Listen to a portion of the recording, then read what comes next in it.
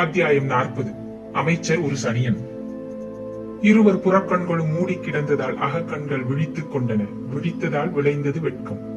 வெட்கத்தால் நிலை சிறிது குலைந்தது. மெல்ல அவன் மட்டும் கண்களை திறந்தான்.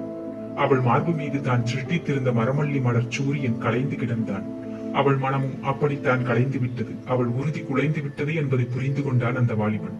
அந்த மலர்களில் ஒன்றை எடுத்து காம்பொன்றை கிள்ளினான் பாதி வரை. பிறகு வாயில் வைத்து ஊதினான்.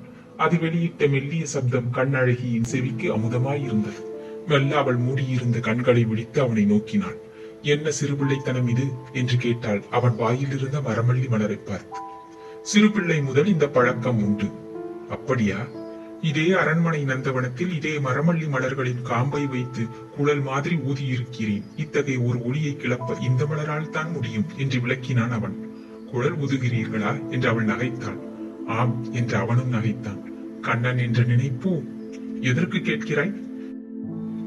கண்ணன் குழல் ஊதினால் சகல ஜீவராசிகளும் மயங்கும் என்று ஆழ்வார் பாடியிருக்கிறார்.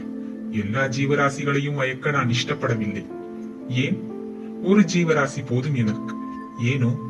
கிருஷ்ணனை போல் ராசகிரீடை நடத்த என்னால் முடியாது. கண்ணழகி அவனை நோக்கினாள். புன்முறுவல் கொண்டாள். முடிந்தால் நடத்துவீர்கள் போலிருக்கிறது என்று கேட்டாள் புன்முறுவலின் உடை. இதே குமாரன் அவளை கூர்ந்து நோக்கினான் கண்களிலிருந்து கால் வரை. கண்ணழகி என்று அழைத்தான் முடிவில். அவனை தொடர்ந்து பேசினான். உன் கேள்விக்கு இடமில்லை என்று. என்ன என் கேள்விக்கு என்று கேட்டாள் கண்ணழகி. கண்ணன் ராசகிரீடை செய்தால் அவன் சுதந்திரன் என்றான் இதயகுமாரன். நீங்கள் அடிமை. அடிமையா? ஆம், பல விலங்குகளால் பூட்டப்பட்டிருக்கின்றன எனக்கு. விலங்குகளா? அரசகுமாரி சங்கடத்தால் அசைந்தாள். நீங்கள் பெரிய போக்கிரி என்றான்.